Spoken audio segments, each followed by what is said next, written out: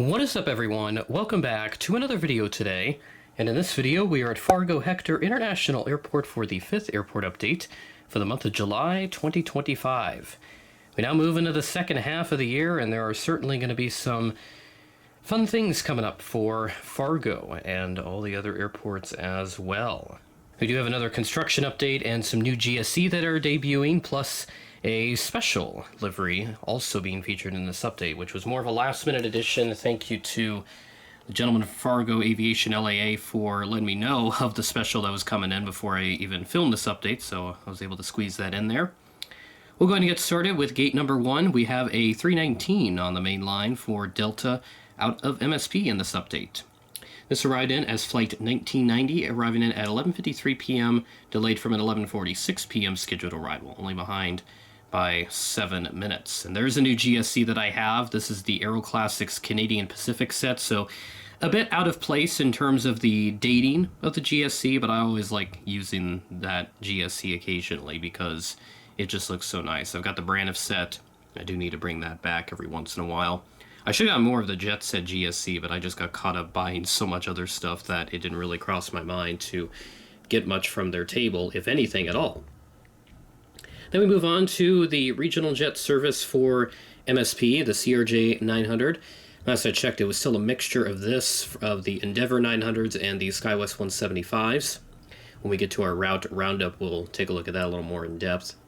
This arrived in as Flight 4924 from Minneapolis, an Endeavor flight delayed by an hour, arriving at 11:27 a.m., so not sure what happened with that delay. But this Allegiant flight right over here certainly is not delayed that much. In fact, it is quite ahead of schedule for the Phoenix Mesa service that we have. Parked at Gate 3 today. This arrived in as Flight 663 at 8:33 p.m., ahead of a scheduled 9:02 p.m. arrival. So this aircraft arrived in about 30 minutes ahead of schedule. Very nice.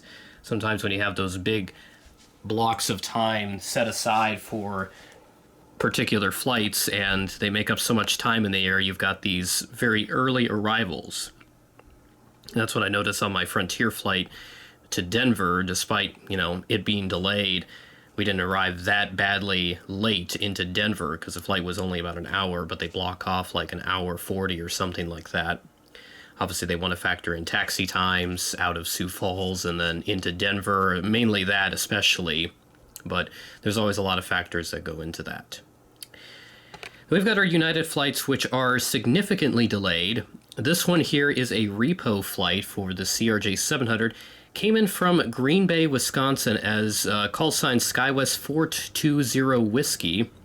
With it being a repo flight, I figured I'll just throw this into the update for some variety. This arrived in, the flights in this update are from this past Monday, so it would have been July 7th that these flights are from, but this did not arrive until the next day, Tuesday, July 8th at 9:49 a.m. in the morning, scheduled to arrive in at 10:15 p.m. the previous evening, so a delay of nearly 12 hours with this repo flight. I suppose, maybe the crew timed out or something, or, something else happened, but the Denver flight especially, that got delayed significantly right here. So this A319 is supposed to arrive in at 8:38 p.m., but it did not get on the ground until 1:25 a.m. in the morning. So I think there were some storms that happened around that time. We've been getting a lot of storms lately, so I suspect this flight was delayed because of weather. But a delay there, that's about just under 5 hours, I think. Yeah, just about 5 hours. Not ideal for the folks trying to get home to Fargo, or those that are even just visiting. But now we move on to a couple taxiing aircraft to conclude this update, and then we'll do our route roundup. We've got the American Eagle Embraer 170 retro livery once again. Always nice to feature this model occasionally. I did spot this in Chicago O'Hare, actually. You'll see that in the Chicago O'Hare plane spotting video coming soon, so I'll pop up just a little screenshot of the aircraft coming in. That's now my third time catching it, as I spotted it in Sioux Falls in 2023, and then in Minneapolis it was the next summer, so this past summer 2024, and now in Chicago this year. So nice to go 3 straight years with catching this aircraft. This ride-in is Flight 3854 from the Windy City, an Envoy service, and this ride-in right on time at 3:21 p.m. And then we've got our Frontier service, just so we can keep that consistency going for a Frontier representation at Fargo. This ride-in is Flight 4794 from Denver, so just a few numbers off of the flight number that I had going to Denver, which I think it was 4791, if I remember right. This ride-in a little bit delayed at 2:23 p.m., delayed from a 1:51 p.m. scheduled arrival. 32-minute delay for this aircraft, which is the same case that I had in last month's update. I think that delay was about the similar time, if I remember right. I do need Georgia the Painted Bunting, by the way, so if anyone knows of anyone that's got a Georgia the Painted Bunting model for sale somewhere at a really good price, please let me know, because I'd love to get that model. I really need that after flying that on the Baltimore to Charlotte segment that we did on the Airliners Expedition. That was super fun. That trip report will be coming out probably around mid to late August, maybe early September, just based on my scheduling. So be on the lookout for that as we move forward. So there is Fargo, and now let's go ahead and do our route roundup. So just take a look at all the services that are currently operating out of Fargo right now, and potentially what is coming as we move forward. Starting off with the Minneapolis service, still have the A319 on one of the mainline services, and then the 739 is still there, and predominantly CRJ 900s, but with a single 175 frequency. And then Denver on Frontier, that will be 5 weekly, Sunday, Monday, Wednesday, Thursday, and Friday, with a mixture of the A320neo and the regular A320, though I suppose swaps to the A321s cannot be ruled out, as per usual. Vegas on Allegiant, that is twice weekly, a Monday, Friday through July. No changes in August.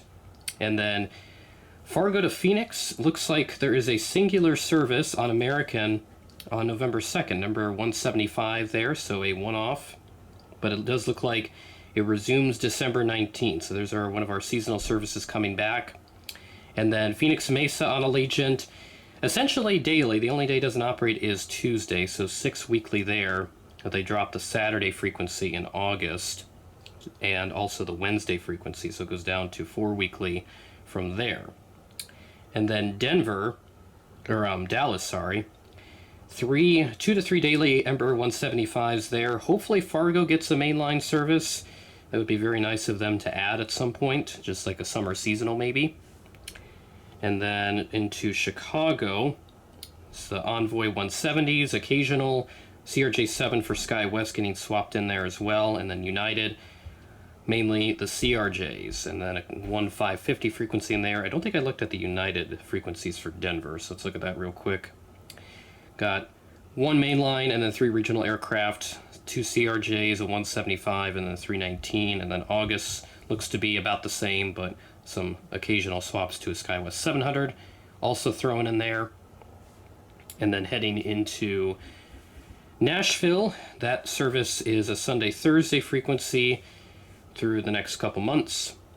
And then Atlanta, that resumes December 20th with a daily CRJ 900. Orlando Sanford, that will be ending on August 11th, and up to that point it'll be a Monday Friday frequency. And then our St. Petersburg service, that resumes December 18th, and it does start with a 737 MAX. So that'll be very nice for Fargo to pick that service back up as we move forward. So there's all the routes that we have out of Fargo, and then I'll provide a quick update on the construction going on for the terminal expansion. Not too much to report on, but I do note more progress being made on the actual concrete surface for the ramp. So that looks to be going along really nicely, and then more work being done on the actual terminal piece itself, which looks to be moving along pretty well, still on schedule.